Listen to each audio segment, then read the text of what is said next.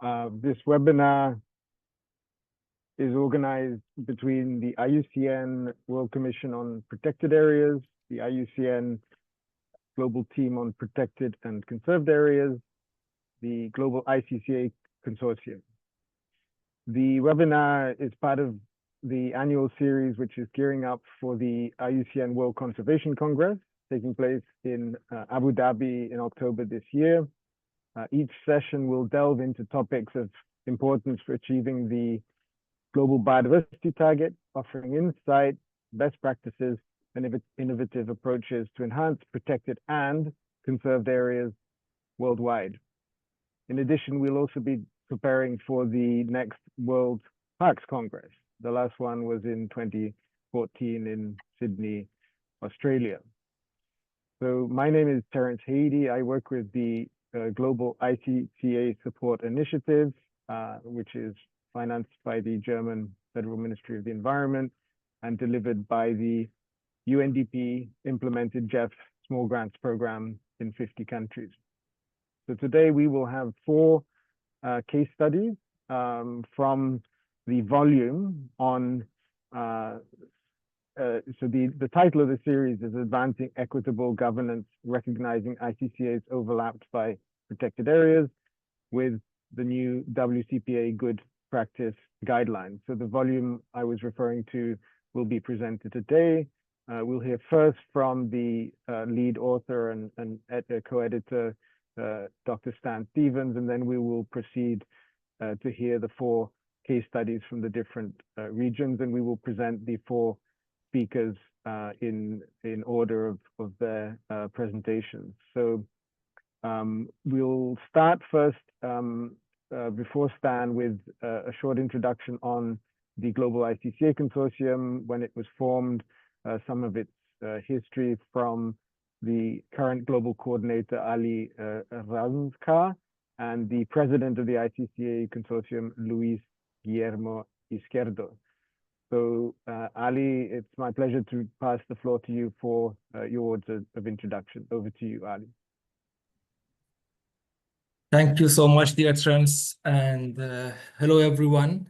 It's my pleasure and it's a privilege to be with you here and speak to you. As Terence mentioned, I am Ali Razmkar and I am the Global Coordinator of the ICCA Consortium. ICCA Consortium is a global member-based association dedicated to support indigenous peoples and local communities in governing and conserving their territories of life. However, the ICCA Consortium is more than an association or organization. It's a global movement driven by solidarity, self-determination, and deeply rooted in a commitment of our members worldwide to conserve nature based on the traditional indigenous knowledge and governance institution of communities and peoples. Globally, as ICCA Consortium, we support communities not only in advocating their rights, but also in ensuring that their knowledge and their governance institutions and systems are respected, recognized, and implemented for nature conservation and beyond. A key priority in these efforts is to advance recognition and protection of ICCA's territory of life. And for strengthening our work in this way, we have set concrete plans in motion since the establishment of the ICCA Consortium in 2010. And as part of these actions and progress, we are actively working with our partners in IUCN and GSI and others to work on developing and designing these very valuable, highly valuable guidelines for protected area and the overlap with the ICCAs. Continuing this collaboration in the consortium, we have been working to translate the executive summary of the guidelines into French and Spanish for broadening the reach of this work and access to this work in Africa and Latin America and beyond. And also we are planning with our regional coordination teams and national focal points in other countries to translate the executive summary of the guidelines into other languages like Persian, Arabic, Mandarin, and others. We want to ensure that they are accessible and meaningful tools for communities and for our people to advocate for rights of communities and peoples for their of life and their capacity and capability for nature conservation to attend their to add in national and regional policy and plans for nature conservation. More and beyond publication, our focus is on action and outreach to raise awareness about the guidelines. We are planning to disseminate and present the guideline and the key messages and principles, sorry, through our regional and national assemblies and meetings at various regions. We want to ensure that these principles, these messages and framework are understood, adopted, and implemented in diverse contexts. I don't want to talk a lot today. I prefer to take time to our friends and partners to share the cases. Before that, I want to give the floor to our president, Luis Guillermo Izquierdo, to share the further insights of our collective works in the consortium. Before that, I want to invite all people. I want to let all people knows that Luis speaks Spanish, so English speakers, please choose the interpretation from Spanish to English by clicking on the globe icon in the down part of the Zoom to select English interpretation to listen to Luis' words. Thank you, and Luis, the floor is yours.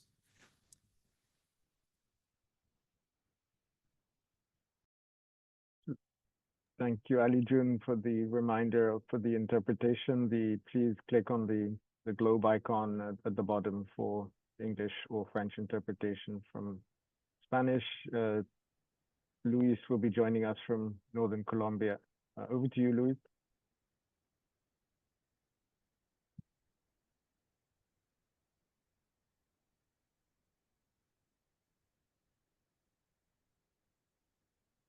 Gracias, Terence. Gracias, Alit, por sus palabras, la introducción y, bueno, las explicaciones que ya se han dado. Quiero saludar en primer lugar a todos los participantes, asistentes que están acá en la sala escuchándonos. Y agradecerles por venir y compartir acá entre nosotros, ¿cierto? Bueno, ya se adelantaron. Yo soy Luis Guillermo Izquierdo Mora. Soy miembro del pueblo indígena Arhuaco de la Sierra Nevada de Santa Marta. La Sierra Nevada de Santa Marta es un territorio bastante amplio al norte de Colombia, como ya lo señaló el compañero Terence. Y somos uno de los 4 pueblos que habitamos este territorio. Somos un pueblo originario, ancestral. Y hasta donde tenemos memoria, habitamos estas tierras que van desde el mar hasta los glaciales de los picos nevados de este territorio, y desde este territorio les estoy hablando. Entonces, yo quiero referirme muy brevemente sobre 2 o 3 aspectos máximo sobre la importancia y lo que son los territorios de vida tica o nuestros territorios ancestrales. Para nosotros es muy importante poder mantener y sostener nuestros territorios bajo nuestros fundamentos y nuestros principios de gobernabilidad. También quiero decirles que para nosotros como pueblos que habitamos estos territorios, es muy importante contar con medios de relacionamiento, pero también con medios que nos permitan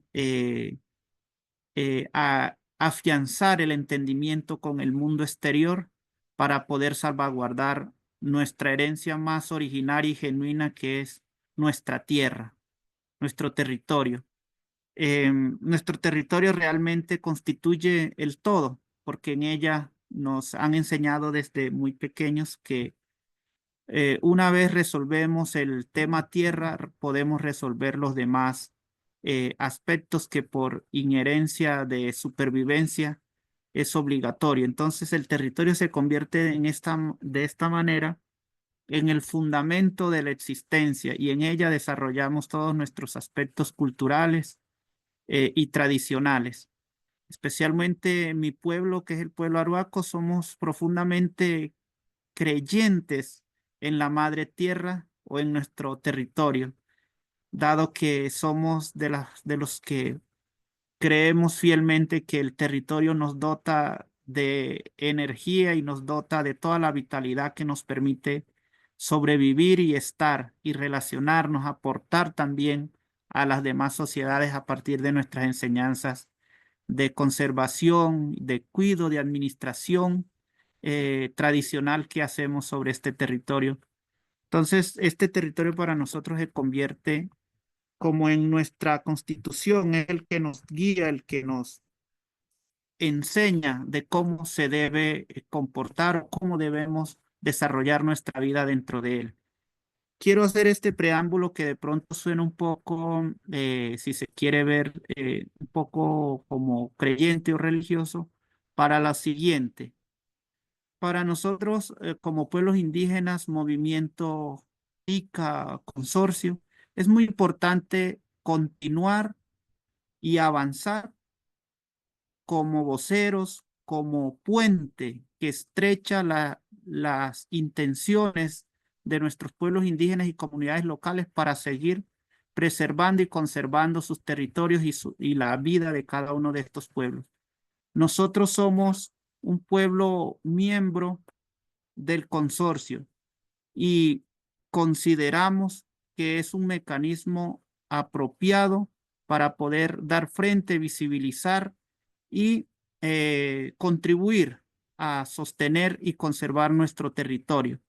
En ese sentido, también hemos identificado que uno de los elementos importantes que desde este movimiento, nuestro movimiento consorcio, hemos podido ver es que tenemos principios o promovemos principios similares a las prácticas que llevamos, donde prevalece la autodeterminación, la autonomía y los principios de gobernanza de nuestros pueblos y en particular mi pueblo, y vemos que es una herramienta importante poder dar frente a las diferentes problemáticas a través de nuestro movimiento, lo cual hemos podido avanzar en estos procesos de consolidación, en la visibilización de aquellas problemáticas, pero también en el establecimiento de alianzas en procura de mantener nuestros territorios y nuestras prácticas y técnicas de conservación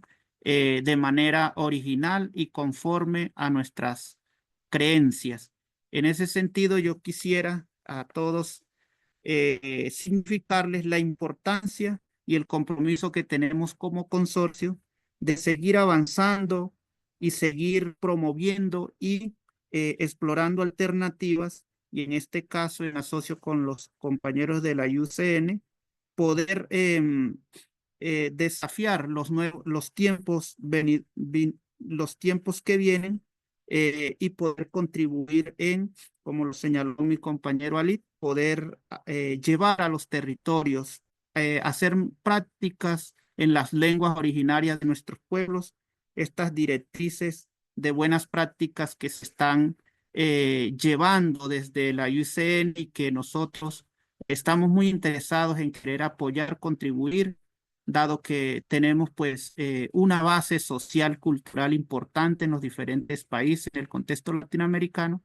y consideramos que podemos contribuir de esta manera en llevar este mensaje de estas directrices en los territorios. Yo quisiera decir muchas cosas más. De momento quisiera decir eso, significar lo que es los territorios para nosotros, lo que significa para nosotros el consorcio y el relacionamiento que sostenemos y también estos retos y la importancia que constituyen estas directrices y que son claves para poder llevarlas a los territorios y estar a la vanguardia en asocio con la UCN y poder hacer un trabajo colaborativo en los territorios. Muchas gracias, compañero Terence, compañero Alit y demás que están en sala. Muchísimas gracias, compañero Luis, por sus palabras tan importantes de la perspectiva del pueblo arhuaco y de la relevancia de las directrices. So now we will turn to Dr. Stan Stevens, who is the lead author and co-editor of the IUCN Good Practice Guidelines. Stan and I have been working on this for 6 years. It's been a long journey. He will take us through the background within IUCN and more broadly on the development of the WCPA guidelines, which were launched at the CBD COP16 last year. The floor is yours, Stan. Thank you, Terence. Hello, everyone. Next slide, please. I'd like to introduce you today to new guidance from the WCPA on a critical conservation and human rights issue, securing appropriate recognition and respect for territories and areas conserved by Indigenous peoples and local communities, or ICCAs, that are overlapped by protected areas. The WCPA Specialist Group on Governance, Equity, and Rights and members of the ICCA Consortium recently published a new volume in the WCPA Good Practice Guidelines series that provides guidance on how these ICCAs can be appropriately recognized, respected, and supported. This will be critical for achieving equitable governance of protected areas and hence for achieving Target 3 of the Global Biodiversity Framework. Next slide, please. So what are ICCAs? ICCA is an acronym for Indigenous and Community Conserved Areas and an abbreviation for Territories and Areas Conserved by Indigenous Peoples and Local Communities, which is the term that IUCN most often uses. Some Indigenous peoples and the ICCA Consortium also refer to these places as territories of life.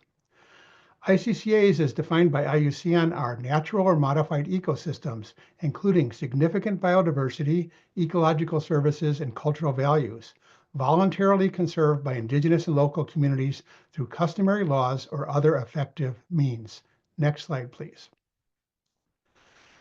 Thus defined, there are a vast number of ways in which Indigenous peoples and local communities conserve their territories, lands, and waters that meet the definition of ICCAs. 3 common types of ICCAs are identified here: Indigenous and community territories and collectively governed and managed commons, such as community forests, sacred places, and protected areas that Indigenous peoples and local communities govern, including self-declared Indigenous protected areas and community protected areas. Next slide, please. These ICCAs, depending on eligibility and Indigenous peoples and local communities' wishes, can be recognized as protected areas, as other effective area-based conservation measures, or OECMs, and in their own right as ICCAs, specific types of ICCAs, such as sacred places and commons, and in the language of Target 3, they can be recognized as conserved Indigenous and traditional territories. Next slide, please. All of these types of ICCAs can be overlapped by protected areas such as national parks and World Heritage Sites, very often without ICCA custodians' consent, their coordination and collaboration, or recognition of their ICCAs. Here, for example, is a famous national park and World Heritage Site, Sagarmatha Mount Everest National Park and World Heritage Site in Nepal. The entire national park overlaps the Indigenous Sharwa or Sherpa peoples' traditional territory of Khumbu and includes the traditional community lands of 8 villages.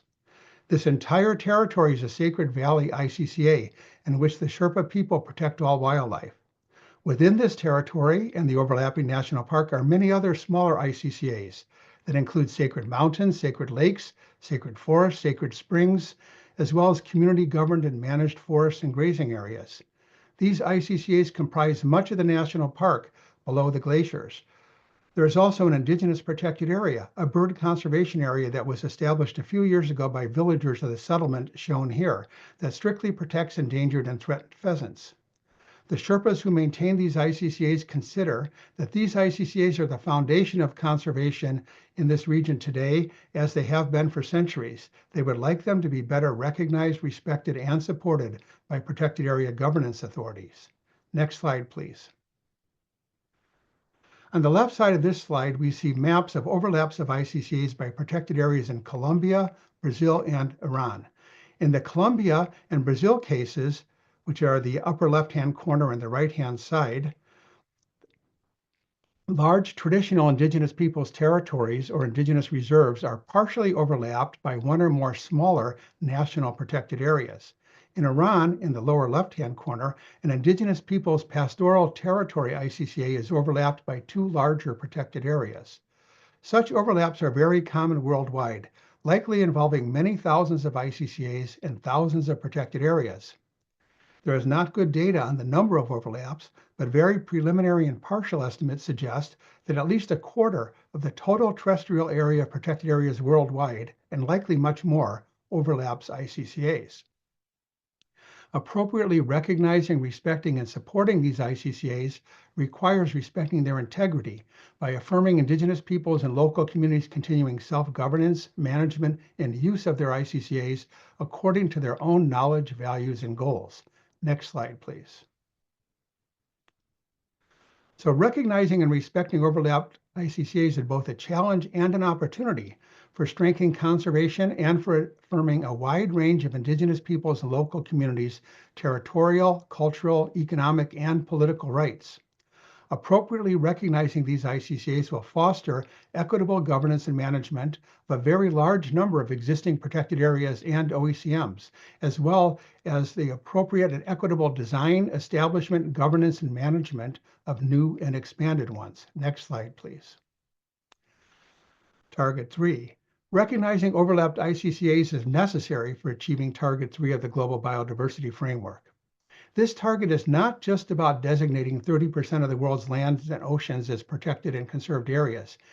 It also is concerned with how they are protected and conserved. Target 3 calls for ensuring that national systems of protected areas and OECMs are equitably governed, recognizing indigenous and traditional territories where applicable, recognizing and respecting the rights of indigenous peoples and local communities, including over their traditional territories. Achieving equitable governance at the system level requires doing so for the governance of the individual protected areas and OECMs that make up those systems.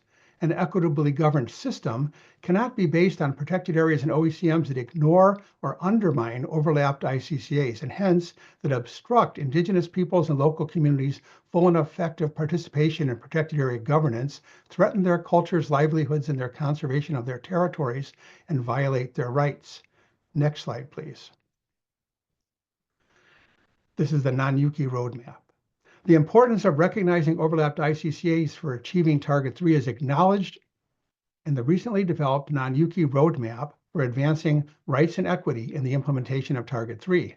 This roadmap was developed last year at a large workshop that brought together indigenous peoples, local community members, including members of the ICCA Consortium and the International Indigenous Forum on Biodiversity, and members of the WCPA, CISP, IUCN's Protected and Conserved Areas team, and the International Institute for Environment and Development. The roadmap includes 11 key action areas and 32 specific actions. One of the specific actions is disseminating the Good Practice Guidelines volume on overlapped ICCAs, as shown in this slide, and the quote is at the bottom of the page.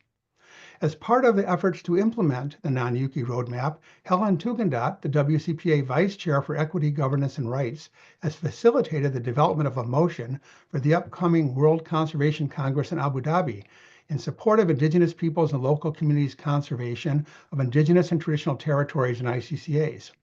This motion welcomes the publication of the Good Practice Guidelines and includes a call for IUCN to disseminate and support the use of the guidelines volume. In implementing the non-Yuki roadmap, I hope that there will be significant attention to ensuring that actions to recognize and respect ICCAs within protected areas are integral to implementing all 11 of the roadmap's key action areas and many of its priority actions. Next slide, please. It should be appreciated that recognizing overlapped ICCAs has several very important ramifications for achieving equitable governance of protected areas and for Target 3.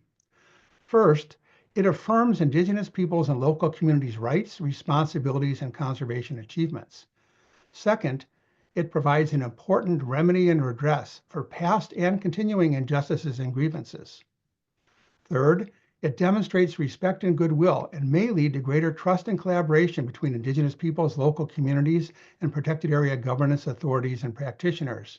And finally, appropriately recognizing overlapped ICCAs can increase the legitimacy and value of protected areas for Indigenous peoples and local communities. Next slide, please. IUCN adopted a policy on overlapped ICCAs in 2016 at the World Conservation Congress in Honolulu, Hawaii. This policy calls for a range of actors to take a set of specific actions. The first of these is for IUCN and the ICCA Consortium to develop, disseminate, and urge implementation of best practice guidance on identification, recognition, and respect for ICCAs in protected area overlap situations. The publication of the WCPA guidelines volume last October provides the foundation for implementing the policy's other priority actions in the coming years. Next slide, please. So the guidelines volume identifies multiple pathways and good practices for appropriately recognizing, respecting, and supporting ICCAs both within and outside of protected areas, including as conserved territories and areas, protected areas, and OECMs. It identifies good practices for recognizing and respecting ICCAs that are overlapped by protected areas in existing, new, and expanded protected areas, and for protected areas of all four of IUCN's protected area governance types. Finally, the guidelines provides alternatives to superimposing protected areas on Indigenous peoples and local communities' territories, lands, and waters. Much of the guidance shared by this volume applies to ICCAs in general and to situations in which ICCAs are overlapped by OECMs as well as by protected areas. Next slide, please. The guidelines highlights 6 key pathways for each of which it identifies multiple good practices. First, in the upper left corner of this diagram, is the recognition of Indigenous peoples and local communities' governance and management of their territories, lands, and waters, and their ICCAs. This applies to all ICCAs, including overlapped ones.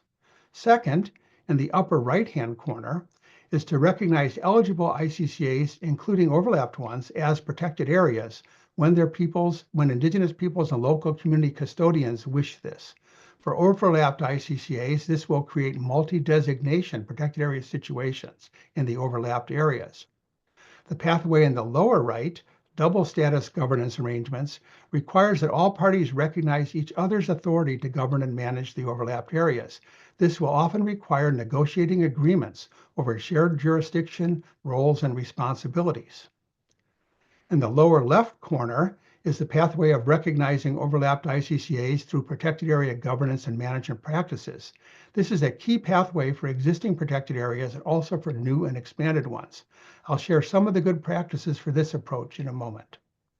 Another pathway is shown on the right center side. This can be taken when ICCAs are partially overlapped, as in situations as I showed you with the maps from Colombia and Brazil, in situations in which a large Indigenous territory is partially overlapped by one or more protected areas within it. In this case, the area of the ICCA that is outside of the protected area may be eligible to be recognized in one or more different ways, including as a protected area, OECM, and/or as an ICCA. Finally, on the left side in the center is a pathway that Indigenous peoples and local communities may prefer in situations in which they're not confident that their custodianship and use of their ICCAs are secure due to their ICCAs being overlapped. This involves changing the boundaries of protected areas or planned protected areas to reduce or avoid overlaps. Next slide, please. Good practices. The guidelines identify many good practices, one or more of which may be appropriate and effective in a given overlap situation. 16 of these are cross-cutting practices that can be implemented in protected areas of all or most IUCN protected area governance types. Implementation recommendations are provided for each good practice that are addressed to specific actors such as national governments, protected area governance authorities, and Indigenous peoples and local communities. Next slide, please. These are some of the good practices for appropriate protected area governance and management. These include transfer or delegate protected area governance to Indigenous peoples and local communities. Identify and recognize the full diversity of ICCAs within protected areas, rather than only recognizing certain types of ICCAs such as sacred places and not also others. Recognize ICCAs as protected area governance subunits or zones that are self-governed by custodians. This is a very different thing from the usual approach to zoning that is based on permitted uses. Negotiate agreements, including protected area establishment agreements and ICCA specific agreements that affirm and safeguard ICCA recognition and support. Next slide, please. So continuing with these good practices, include in ICCAs and ICCA plans and protected area management plans without undermining the ICCA's integrity and their custodians' governance authority. Use grievance and conflict management mechanisms and adaptive governance to recognize overlapped ICCAs. And finally, to include indicators in ICCA recognition and respect and protected area governance evaluations and reporting, including towards Target 3 on equitable governance. Next slide, please. This completes my quick overview of the guidelines. The rest of this webinar will share a few of the case studies from the guidelines in its companion volume, with the companion volume that will be published by the ICCA Consortium later this year. The guidelines include 8 case studies, 3 of which you will hear about today. It also includes many multi-example boxes like the one on the right of this slide, which includes community conserved areas from India, the 4th of today's case study presentations. There are also several case studies from India in the Guidelines Companion Volume. The Companion Volume, as I mentioned, will be published later this year by the ICCA Consortium, and it includes another 48 case studies and other resources. Last slide, please. So thanks to all of you for joining our webinar, and thanks to all who contributed to developing the Good Practice Guidelines volume.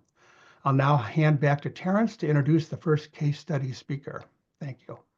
Thank you so much, Stan. So just to re-emphasize the point you made that the 2016 IUCN World Conservation Congress had requested for this guidance, and many years of work went into this. The translations will be available in French and Spanish, and that there will also be a companion volume of case studies. The WCPA format only allowed for a certain number, and there will be more material available on the many dozens and maybe hundreds of cases that there are globally. Estimates vary on the total percentage of protected areas which do overlap with ICCAs. So now turning to the northern Arctic region, we will hear from Stephen and Nita about the Thai Dene case. Stephen, I was just looking yesterday at your website about decisions in 2024 on the new relationship plan, as it's called, instead of the management plan. So this is very exciting developments. So over to you to take us through the Thai Dene case. Thank you. Good morning, good afternoon, good evening. Stephen Nita Sulye. Who's the guest in Genesee? Tindaitlin seat or no Nene see is in Tindaitlin there. And no Nancy no loud. As Indigenous peoples, we are place-based peoples, and our relationship with our territories is a long-standing relationships that informs who we are and what we contribute to the global community as human societies.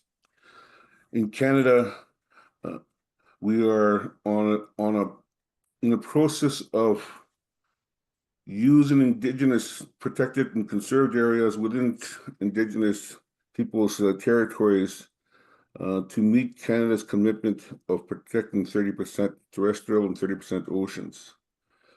Canada is a huge country, so the size of the protected areas that like Saitlanina is quite huge. To get to 30%, Canada needs to protect another 15%. We're about halfway there. And that 15% represents quantum of land the size of Manitoba and Saskatchewan combined, or 1.5 million square kilometers, and about 2 million marine square kilometers to get to there. Indigenous peoples are taking the lead in creating protected and conserved areas within their territories and using their laws, value systems, where their rights and responsibilities are centered. While that is happening, the Indigenous Guardians programs are being created right across the country, and we'll talk a little bit more about that in another slide. Next slide, please. Lands and waters. What are IPCAs? Lands and waters where Indigenous nations and their communities and/or governments have the primary role in protecting and conserving ecosystems through Indigenous laws, governance, knowledge systems, culture, and language. Culture and language are at the heart of and soul of IPCAs, as defined by the Indigenous Circle of Experts in 2018 when we produced the report, We Rise Together. Next slide, please. Although IPCAs vary in their priorities, objectives, and governance arrangements, they generally share three essential elements. They are Indigenous-led. They represent a long-term commitment to conservation. They elevate Indigenous rights and responsibilities. Next slide, please. What are IPCAs? Culture and language is at the heart of Indigenous protected and conserved areas in Canada. They are Indigenous-led. They ensure food sovereignty for the communities that create them. They contribute to the wellness and healing from a colonial relationship with dominant societies.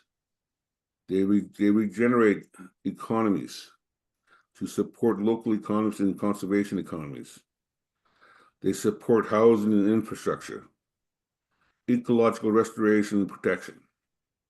So it's a holistic approach to not only reinvigorate our relationship with our territories that was severed through colonial policy implementations, where Indigenous peoples in Canada were separated from their lands, their territories, and the focal point of that policy was to take away Indigenous peoples' responsibilities so others can take on that role and shape it in their own value systems.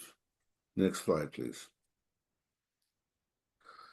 We Rise Together is that report that the Indigenous Circle of Experts developed in March of 2018 after 1 year of traveling the country to 4 regional gatherings and 2 national gatherings, where we asked Indigenous governments, Indigenous peoples, Indigenous nations that came to the regional gatherings, and one in the West Coast, one in the East Coast, one in the North, and one in South Central of Canada, and 2 national gatherings to present a draft report and the final report.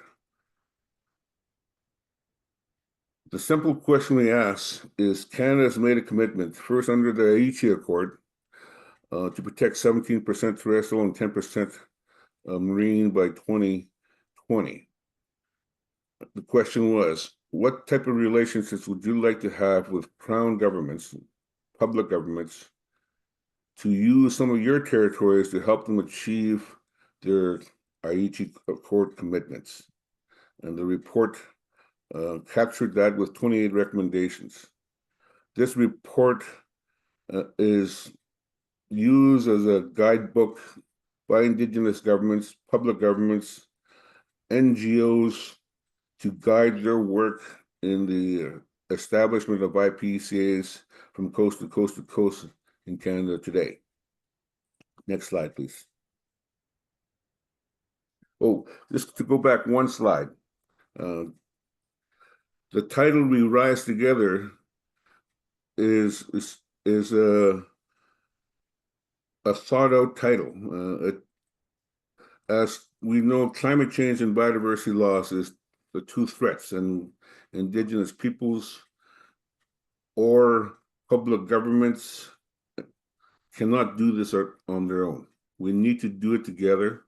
We need to do it in Canada. We are doing it in the spirit of reconciliation, an agenda that the country has embarked upon through national initiatives.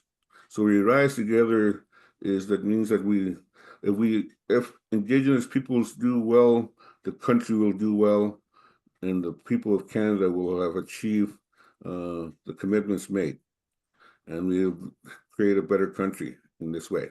Next slide, please.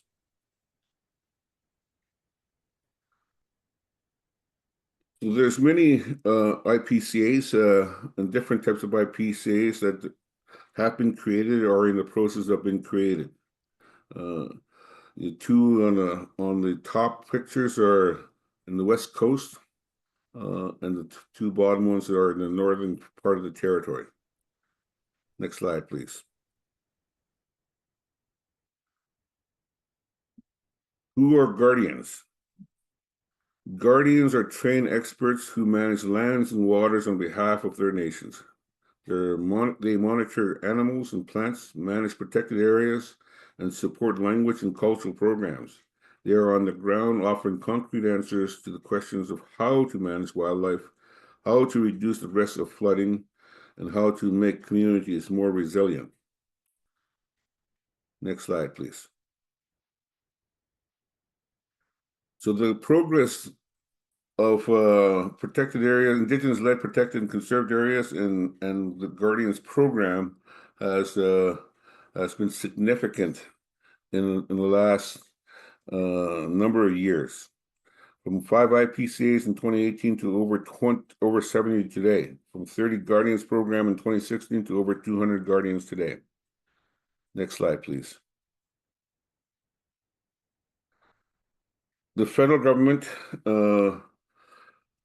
has been supporting these initiatives. The work of the Indigenous Circle of Experts in drafting the report after engagement with Indigenous peoples led to the creation of several initiatives. One of them is the Conservation Through Reconciliation Partnership. I'm sorry we don't have a slide about this, but that's a partnership that I helped create and lead that galvanize the different actors and organizations that work in conservation in Canada, all committing to supporting Indigenous leadership in conservation. The CRP, the Conservation Through Reconciliation Partnership, has over 300 partners. Most of the major NGOs in Canada are partners. Many Indigenous governments and communities are partners. Universities, federal and provincial territorial government departments, all agreeing to support Indigenous leadership in conservation, has led to given a high level of comfort to the federal government's bureaucracy and politicians to make these huge commitments and follow through these commitments of supporting Indigenous leadership in conservation through designating significant funds to do the feasibility work required to identify areas and create protected and conserved areas within those areas, and the associated Guardians programs. Next slide, please. Stephen, if we could wrap up in 1 minute, please. Yes. Go ahead. Site and Indigenous protecting area is one that I led my community first as chief of my nation that signed the framework, the framework agreement, and then as negotiator to negotiate relationship agreements with Parks Canada and the government of Northwest Territories, where we centered our rights and responsibilities, but also represented the spirit and intent with which we entered the treaty with the British Crown in July 25th, 1900, where we agreed to share the lands and the responsibility to the lands and to share in the benefits of it. Next slide. This is my community, and this is pretty much what it looks like today. It's middle of winter. It's minus 31 there today. Next slide. There was an interest by Parks Canada in our territory dating back to 1969 when they came to our community and declared that they're going to make a national park. We rejected that proposal and that kept rejecting it after several attempts until early 2000, when we felt comfortable enough that the evolution of Indigenous rights recognition through the Constitution and Section 30, different sections of the Constitution, supported by constitutional agreements and Supreme Court decisions. After we declared the area a protected area under our laws, we invited Parks Canada and Canada to the table to negotiate agreements that allows us to use the National Parks Act, and then the Government of Northwest Territories Territorial Protected Areas Act and their Wildlife Act to create a conservation area for the wintering grounds of the caribou. And in that agreement, we give voice to the caribou, stating that the caribou will tell us if they don't need that conservation area anymore, and we will use my people's knowledge and the latest and greatest science that's available to us at that time. Next slide. Side unit agreements, there's two major agreements, one with Parks Canada, and one with the Government of Northwest Territories, where we went through a process where our people voted to adopt these agreements to legally establish site unit under the National Parks Act and Territorial Protected Areas Act on the foundation and bed of our people's laws that created and declared that area as a protected area to begin with. The Nihatni is the guardians that we use to manage all of it. Here's a slide. It's 26,367 square kilometers. The dark area is the National Park Reserve. The light green is the Territorial Protected Area, and the pink area is the conservation area. Next slide, please. Stephen, This is the last slide. Yep, thank you. The unique thing about site unit is the governance model. The parties that established site unit, my nation, Siksika First Nation, the Government of Northwest Territories, and the Government of Canada have equal opportunities to appoint people to the Site Unit Hadayalti, or those that speak for Site Unit, also known as the Management Board. But once appointed, they don't represent the parties that appointed them. They represent the best interests of Site Unit using the establishment agreements and the new Site Unit relationship plan to guide the decisions. We don't make decisions per se. What we do is we make recommendations to the parties, and the parties would have to accept those recommendations before it becomes an official decision. Once that decision is made, it's up to the parties to implement those decisions by working together. This allows my people a veto over all decisions made within Site Unit, ensuring that we have the authority to continue to exercise our responsibilities. Thank you. Thank you, Stephen, so much. I think we will come back in the Q&A to the new arrangements you're describing here on the last slide, and maybe your vision for the future. But I'd just like to emphasize your previous slide of this multi-decadal struggle to get to where we are today. So thank you, Stephen, for joining us in this depths of winter from your community in Canada. Please stay on, so we'll turn to questions after the next presentation. So we're now turning to Asia, where it's pretty late in the Philippines.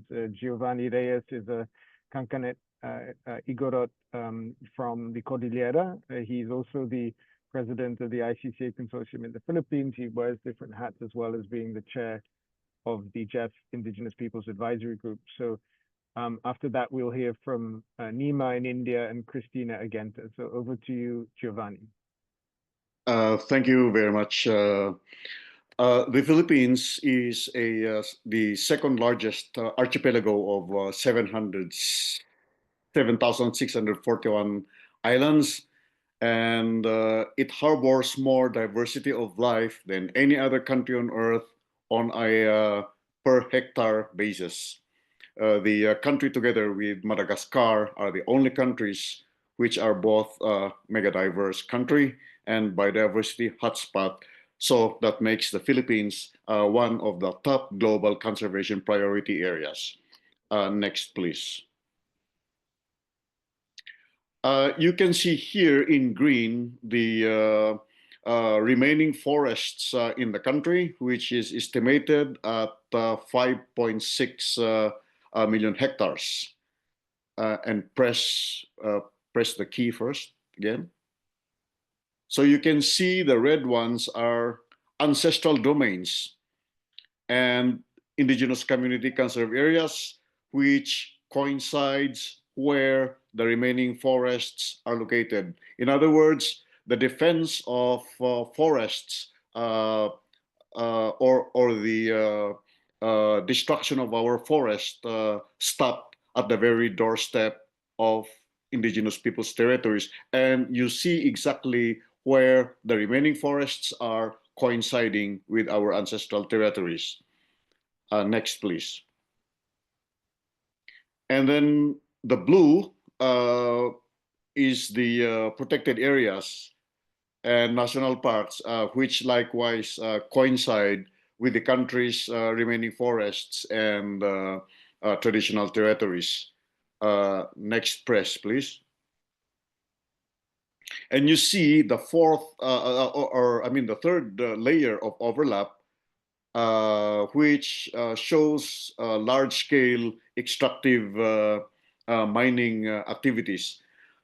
A total of 1,208,199 hectares involving 99 ancestral domains and ICCAs issued with certificates of ancestral domain titles, and 56 protected areas overlap this. And since 2014, 772 large-scale mining permits covering 1.9 million hectares, half of which are in ancestral domains and ICCAs. It makes our communities vulnerable to human rights violations and natural disasters. Next slide, please. Next. We have the enactment of the expanded National Integrated Protected Area Systems. And under Section 13 of that law, it states that territories and areas occupied and conserved by indigenous communities shall be recognized. It also says in Section 29 that nothing in the Act shall be construed as a diminution of local autonomy. However, in the implementing rules and regulations, only ancestral domains with certificates of ancestral domain titles are covered. This is a potential flashpoint of conflict between traditional governance of indigenous peoples and Protected Area Management Board. So we demand that whether or not the ancestral domains or ICCAs have been issued with certificates should be recognized. Next slide, please. And in response to these overlaps, we established the Indigenous Peoples Biodiversity Strategic Action Plan, which is a landmark strategic action plan And it did not come out as a product of 2 years of consultations among us, but it is a living document shaped by many years of indigenous people's practices in conserving nature and through indigenous knowledge and traditional governance. Next slide, please. For example, you have here a 222 square kilometer natural park with additional 139 square kilometer buffer zone that overlaps with ancestral domain of 12 indigenous peoples communities that comprise 2,500 peoples who have yet to be awarded their certificate of ancestral domain title. The protected area overlap with the extensive areas of sacred places and areas important for the sustenance of indigenous peoples in that area, and that was declared a PA without free and prior informed consent.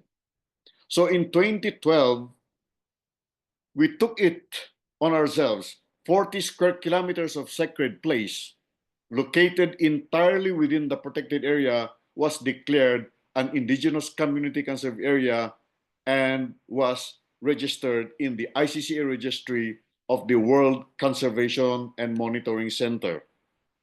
Next slide, please. And so that is the Kalatungan mountain range, and the indigenous knowledge systems were translated into its physical dimension in the form of a 3D model. So we mapped the ICCAs, and they were declared as such and submitted, as I mentioned earlier, to the WCMC as an additional layer of protection. Next slide, please. The ICCA is the polygon defined by the red line, while the community's ancestral domain claim, which is wider, is on the outer line. The dark green is the primary forest, while the entire shaded area is the protected area. Next slide, please. The ICCA, which was registered in 2013 at the WCMC, there is an indigenous peoples plan already. And we ask that the Protected Area Management Board recognize the ICCA and incorporate it in its PAMBI plan so that it will strengthen the PA to counter the threats of large-scale extractives. And so that includes also sacred places identified to be respected by visitors, by PA staff, and including solidarity visitors. Next slide, please. We are a people whose mountains touch the sky, and we have made the Philippines as the best practice, chosen as the best practice during the 7th JEF Assembly in Vancouver in 2023. And to complement that, we reached out for the creation of INAIPA's Implementing Rules and Regulations Review Team, composed of relevant government agencies and civil society organizations to review the INAIPA's Implementing Rules and Regulations and to set forth further courses of action. We demand that the Government National Commission on Indigenous Peoples to issue a notice to suspend the implementation of the IRR of the INAIPAS subject to the NCIP Department of Environment and Natural Resources Conference on the INAIPAS with representation from concerned indigenous communities. And so we further ask that the government fast-track the issuance of ancestral domain titles, as well as the formulation, approval, and adoption of ancestral domain sustainable development protection plans to enable indigenous peoples to have legally recognized documentation for their ancestral domains and ICCAs, as well as the necessary tools to competently exercise self-governance and to effectively participate in the Protected Area Management Board. Thank you very much for the privilege to participate. Thank you, Giovanni, for the very rich case material from the Philippines, including the many different laws and acts that have been proposed and the links to the ancestral domain claims. So now we will turn to the situation in India. We will hear from Nima Patak Brum, who is currently the International Policy Coordinator for the ICCA Consortium. She works for the NGO Kalpavrix in India and has recently taken up a new role with and this is in the context of IUCN, the joint task force between the World Commission on Protected Areas and CEAST, which is the Commission on Environmental, Economic and Social Policy. Nima, the floor is yours. Thank you, Terence. Hello, everyone. Namaste from India. Can I have the next slide, please? Thank you. So as this map shows, the customary territories of the tribal and other traditional local communities in India largely overlaps with most intact forest and other ecosystems in the country. And for over 200 years since the colonial times, the rights and responsibilities of these communities over these territories have not been recognized. Next, please. Also, the large network of protected areas declared under the Wildlife Protection Act of India overlaps with these unrecognized customary territories. Next, please. But despite the lack of recognition, a huge diversity of Adivasi and other local communities, including women and youth, informally and invariably invisibly, continue their own practices of use, management, and conservation of their waters, forests, and lands. Next, please. Just for example, just in one state of India, the state of Rajasthan, there are estimated to be over 25,000 small and large sacred pasture lands continuing to be conserved and defended from external threats by the local communities. Next, please. An attempt has been made by ICCA Consortium India members to create a registry for some of these community-led governance and conservation efforts, which thus far have documented about 800 examples, which, as you can make out, is really a very small fraction of what actually exists out there. So if we look at this documentation, it shows that the state-controlled forests overlap over 138 documented ICCAs, and the protected areas overlap about 48 CCAs. Next, please. One of the best opportunities to recognize a diversity of customary rights and practices of self-determination of Adivasi and other traditional local communities comes from the Forest Rights Act of India, enacted in 2006 after a very long struggle by the indigenous people and local communities in the country. This law provides a mechanism for community-led or collaborative conservation governance and management. I don't have the time to go into the details of this, but we can always discuss it later in the question-answer session. The potential, however, of this act has not been utilized to the maximum, and implementation of this law is currently very poor, particularly in protected areas. Next, please. FRA has been better implemented in the overlap with government-controlled forest areas where its impacts are evident for biocultural well-being. For example, this slide is from Kochi subdivision in the state of Maharashtra, where it has been best implemented.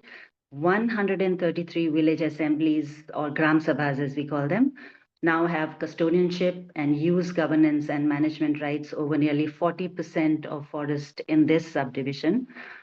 The communities are using these in a number of ways for self-organizing, self-strengthening by establishing equitable village-level institutions and their federations, by empowerment of women in decision-making and sharing of benefits, for defending their territories against mining. Next, please.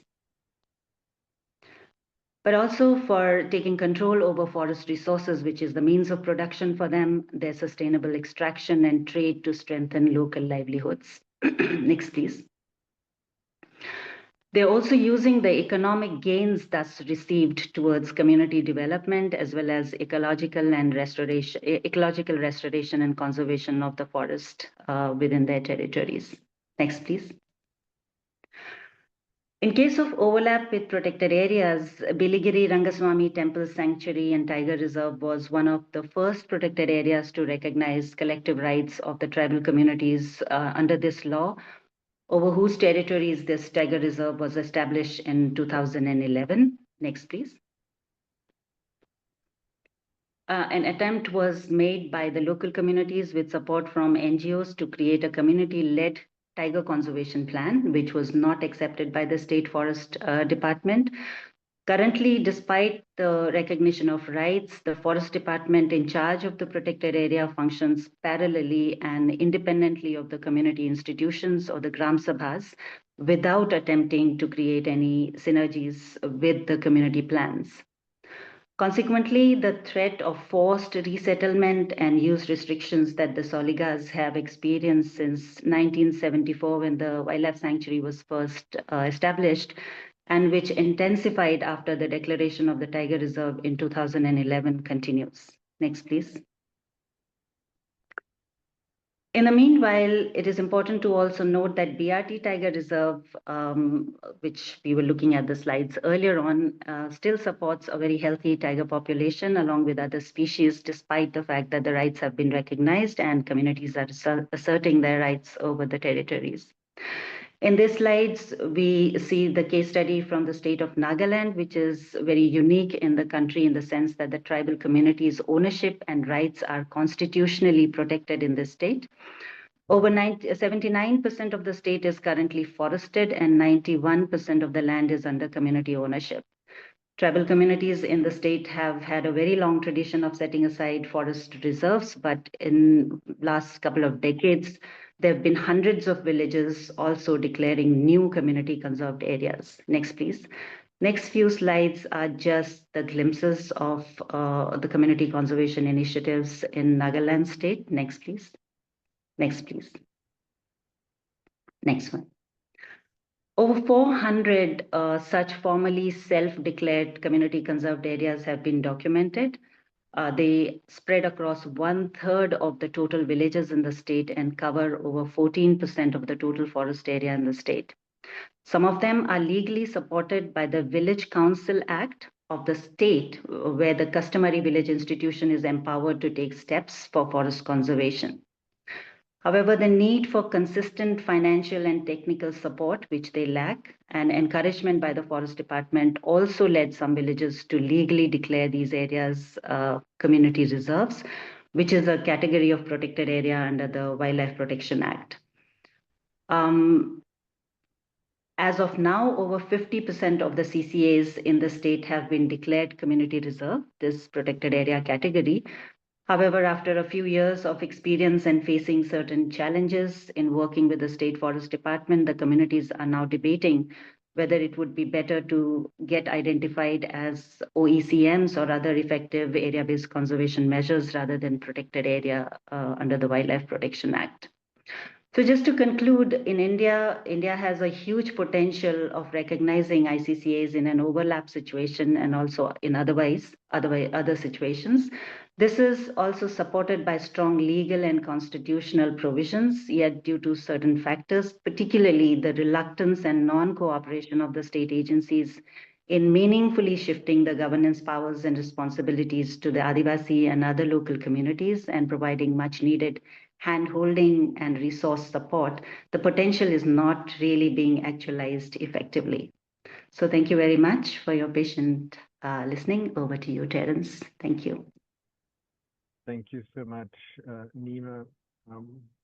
The next speaker will be Christina Agenta. Christina has worked with WWF in Indonesia for many years, for 2 decades. She will be presenting the case study of the Kayan Mentarang in Borneo.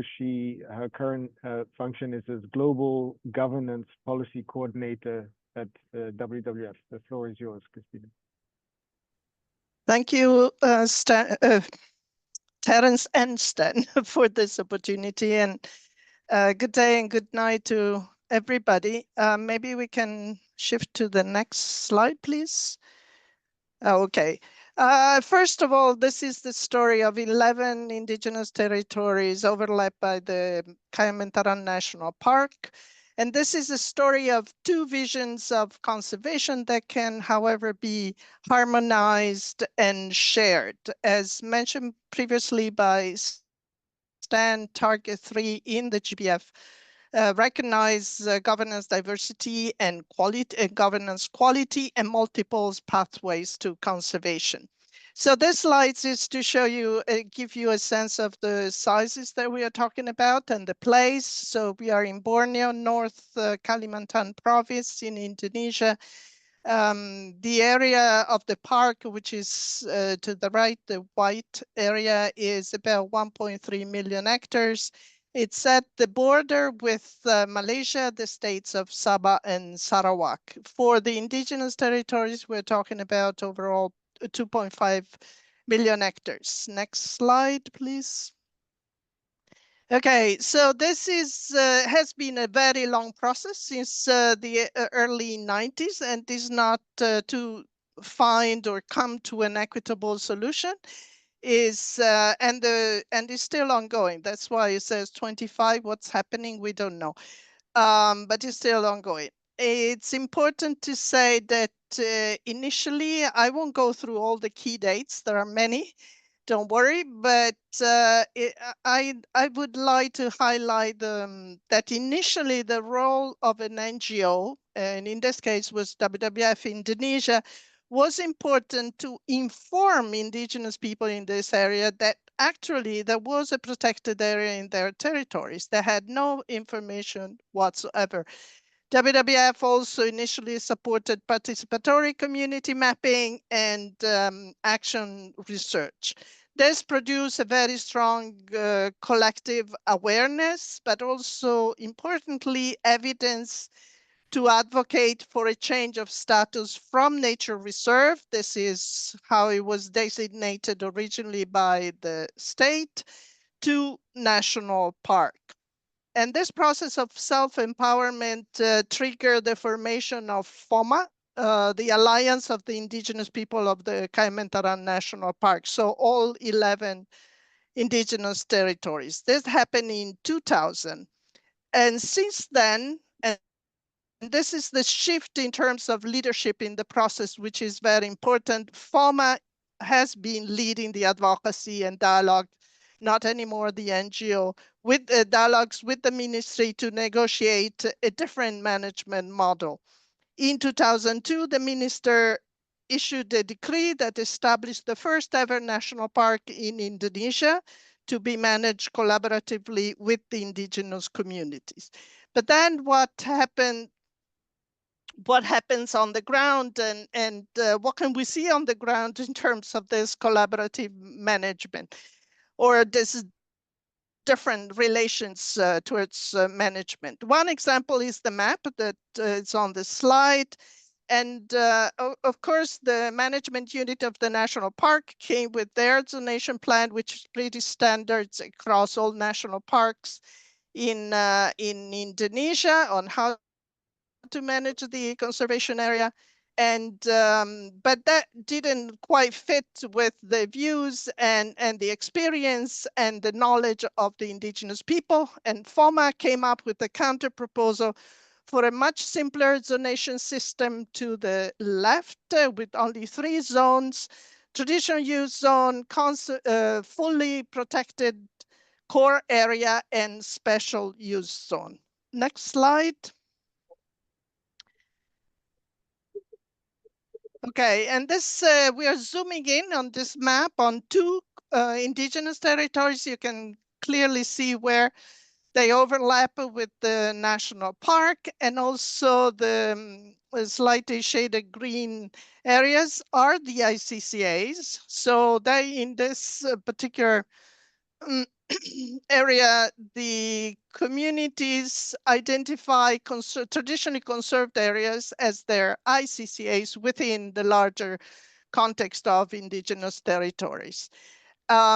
It's important also to say that both these two indigenous territories have obtained formal recognition at subnational level at the level of the regency of the territories and their custodians.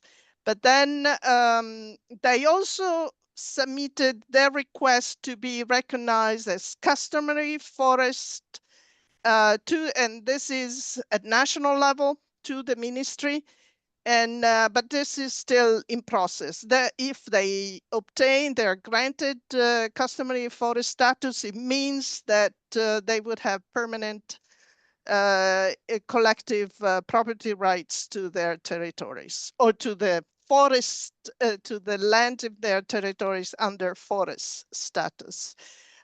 So the map shows obviously the spatial overlap, but the critical point, the point of contention is always the governance overlap.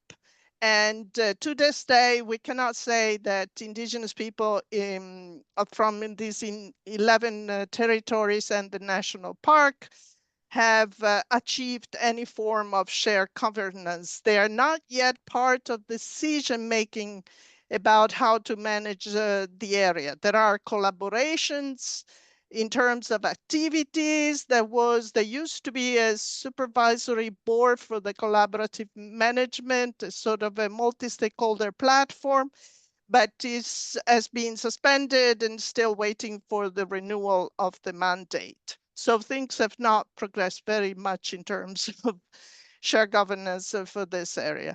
Next slide. Yeah, and just some key lessons learned. As I mentioned, this process started in the 90s. So we really need to recognize that it takes time, and therefore we need to invest in a long-term process. Second, these points are, by the way, not in any order of importance. They're all important. Indigenous collective leadership is critical, and I think FOMA is a good example how they led this process, and they're still leading and advocating and continuing their fight for realization of a full collaborative management in their territories, overlapped by the national park. The importance to sustain dialogue with decision makers, and we're talking about the government at all levels and all times. There are times where there are champions in the ministry, friends of the indigenous people. There are times where dialogue and conversations are very difficult, but don't give up. We need to continue. Next, the last 3 points. Thank you. Documentation is important, including historical and archaeological data. These were, in this particular case, were critical. We can see them, some burials remains in the photograph. These were critical for the change of status because that proved that people had been living there. They proved to the state that people had been living there. I would only also mention the ICCA voluntary registry that has been set up by the working group on ICCA in Indonesia, member of the ICCA consortium.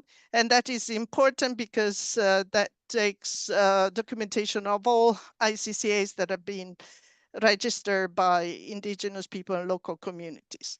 The option, as mentioned earlier, of exploring multiple types and levels of recognition for ICCAs and going beyond just local best practices, but securing national level policy. And last but not least, the importance of facilitating knowledge and skill sharing at all levels, locally, nationally, and regionally. And that's it. Thank you very much. Thank you. Terima kasih, Christina.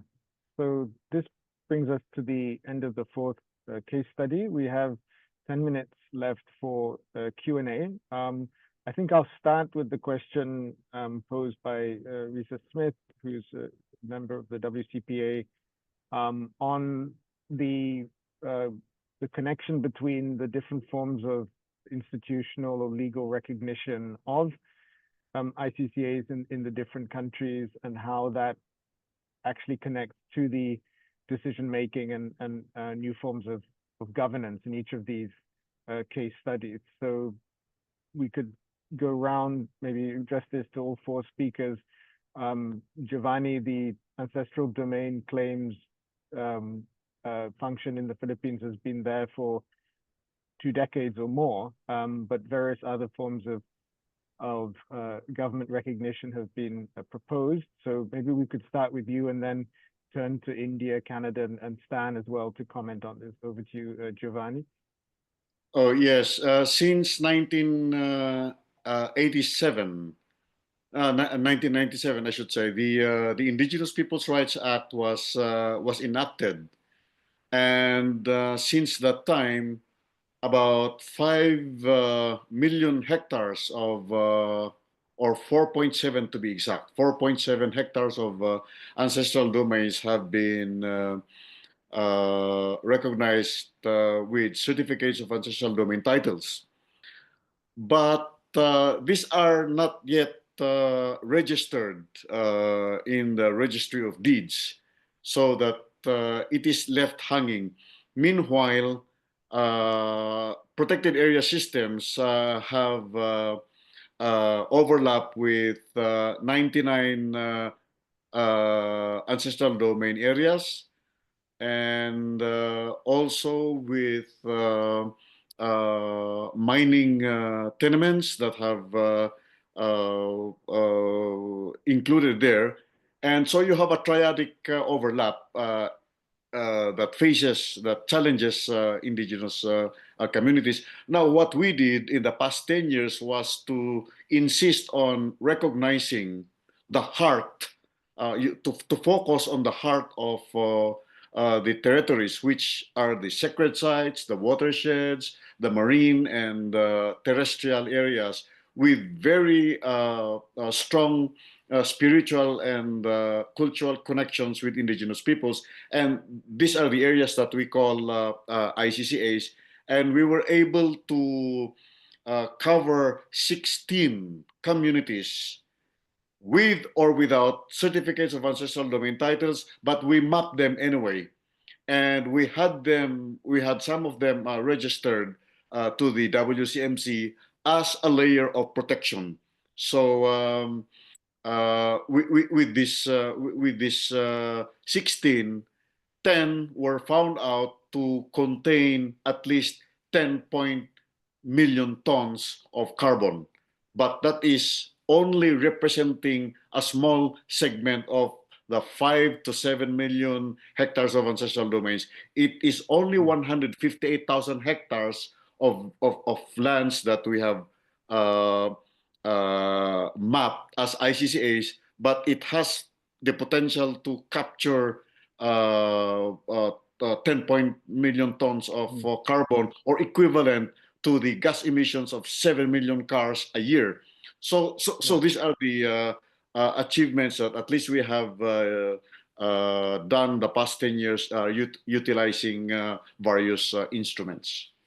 Thank you, Giovanni. And maybe we will hear from Stephen a bit about the mapping of carbon in IPCAs in Canada in a minute. And certainly this would be of interest to Risa Smith, who leads some of the work on, if I'm not mistaken, on protected areas and climate change in WCPA. So maybe just turning to you, Nima, and then to Stephen. Nima, would you like to comment on how this Community Reserves Act in India has offered opportunities, and where things are in relation to the question of actual decision making in the communities with respect to the areas that have been mapped? Yes, thank you, Terence, and thanks for that question. It's very, very important question. That really is, as I was trying to say, is the problem that in the actual decision making, the power of the communities is not respected. Within the Forest Rights Act, there is a provision for the communities who have claimed their territorial rights to to formulate their own, to establish their own committees or wildlife and conservation committees and formulate management plans and strategies. The Act even provides for these management plans and strategies to be formally accepted by the State Forest Agency in the larger landscape planning. But unfortunately, it has not happened so far. So in some areas where decision making is actually taken by the communities, they still lack the enabling conditions which would make those decision making really effective and meaningful in terms of providing appropriate information, providing consistent and regular financial and technical support, providing capacity building mechanisms. So the support which helps the community to make meaningful decision is often lacking.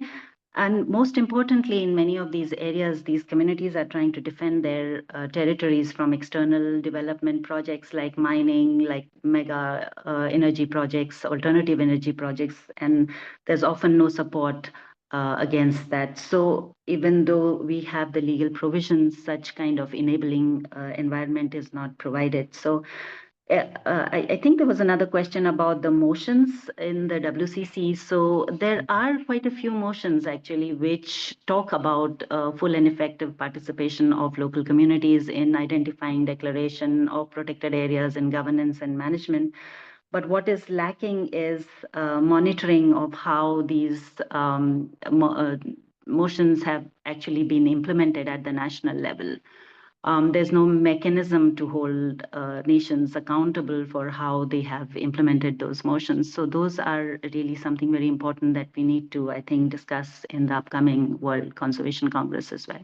Yeah, thank you. Thank you, Nima. That was, we would come back to that just to emphasize that at the end as part of the ongoing WCC planning for the year. So maybe Stephen, if you'd like to comment on this question as well, and then Stan, we'll come to you maybe on the questions in the chat about some of the legal contradictions from Anna and from Olivier from the Chamonix case he gave of some of the liabilities of the land stewards. Over to you, Stephen. Thank you. In Canada,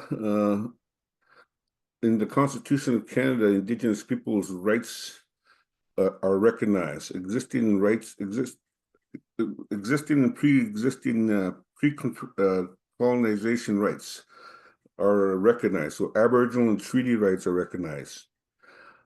The responsibility side is not recognized at all. So the way we negotiated Tsaign-Ninyana is through a legal contract with the Government of Canada and the Government of Northwest Territories, where our rights were not on the table. What we negotiated was to ensure that our rights will never be affected within these protected and conserved areas. What we negotiated is our responsibilities and the responsibilities of our treaty partners, which are the public governments. The legal contract is just what it is. It's not a constitutional agreement.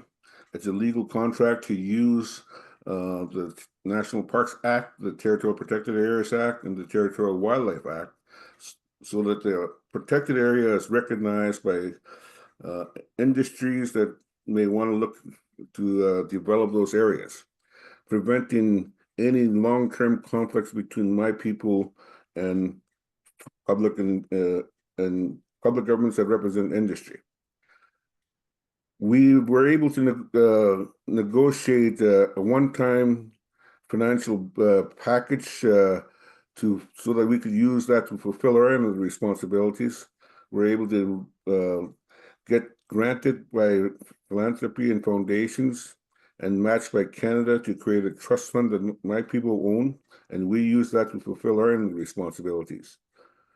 The reality, though, is that even with a partnership between an Indigenous government with a trust fund and two public governments with a tax base, the management body and the parties to Tsaign-Ninyana, which means the land of our ancestors, have a let it burn policy. That means that if there's a wildfire threatening Tsaign-Ninyana, we have to let it burn because there's no financial resources to fight those fires. So the question I have is, what's the point of protecting 30% of the world's to give nature the 1/3 solution it is to climate change if we're just going to let it burn?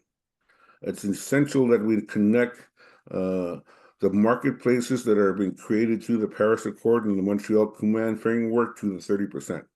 We need to be able to effectively manage this 30% in the face of climate change and biodiversity loss. In Canada, as I said, we have a second largest country in the world. Canada, we look at it as an ecosystem that serves everything and everybody on Earth. But we have a small tax base of 26 million people. And where a kilometer road costs over $1 million to create. We do not have the tax base in this country to effectively manage the essential ecosystem that Canada is to the world in our collective fight against climate change and biodiversity loss. So, towards that end, I create the first 30 by 30 program to connect Indigenous led protected and conserved areas to the marketplace, whether it's through the carbon markets or through the biodiversity markets. There's still lots of gaps, challenges, but the opportunities are there.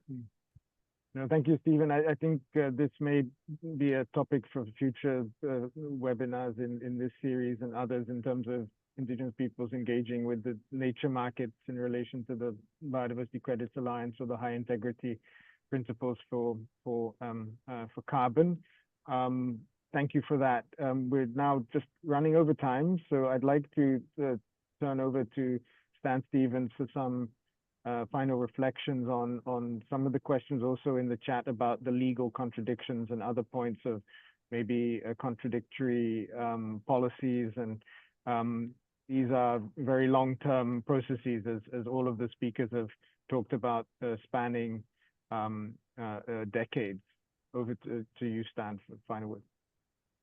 Okay, thanks, Terrence. Yeah, there were several questions on the Chamonix legal question that was raised. This is very specific, but where the overlap of community lands and private lands by a protected area has led to issues with who has responsibility for injuries to tourists that happen within the protected area on those community and private lands. This is this is a reason why there need to be agreements about ICCAs between protected area governance authorities and ICCA custodians that look at these jurisdictional and legal questions and do spell them out, and also spell out grievance mechanisms. Okay. The larger questions that were raised about governance go to the heart of the challenge for appropriately recognizing and respecting ICCAs in general, and especially in these overlap situations. And this also goes to the challenge of having equitable governance of protected areas and OECMs to advance Target 3 of the Global Biodiversity Framework. Many countries lack appropriate laws and policies for protected areas that do recognize ICCA custodians' self-governance, management, and use of their ICCAs. Others have laws, like the India case suggested, and Christina also with the community forest, that can be applied in overlap situations and also outside of protected areas, but that those are not being implemented, perhaps in the spirit of the legislation, but not on the ground in ways that recognize custodians' responsibility for governance, management, and use.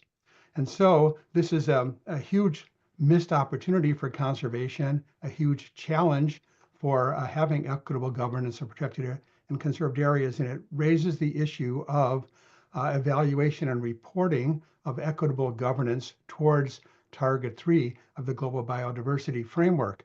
It's going to be critical that in looking at equitable governance, that we hear the perspectives of Indigenous peoples and local communities about their overlapped ICCAs and whether they're being appropriately recognized and respected in protected area and OECM governance. Without that, we'll hear that there are ICCAs that are overlapped, but we won't know whether they're being respected. So this is the reason for the guidelines, that IUCN has this policy on overlapped ICCAs, and now we need to become serious about attempting to raise awareness about it and to implement it. Thank you. Thank you, Stan, and thank you everyone for joining us today in this first of the IUCN Vital Sites series. Just to reinforce the message that there are draft motions prepared on this topic by many of the member organizations of IUCN and led by Helen Tugendat as the Vice Chair for Governance in the World Commission on Protected Areas, as well as through the ICCA consortium. Secondly, the 2027 World Parks Congress will build on the last World Parks Congress in 2014 with its vision of protected and conserved areas. And finally, please watch out for the next part of the series of the Vital Sites series. I believe it's incumbent on me to close this session and to thank everyone. The recording will be posted on the IUCN Vital Sites series, and thank you all for joining.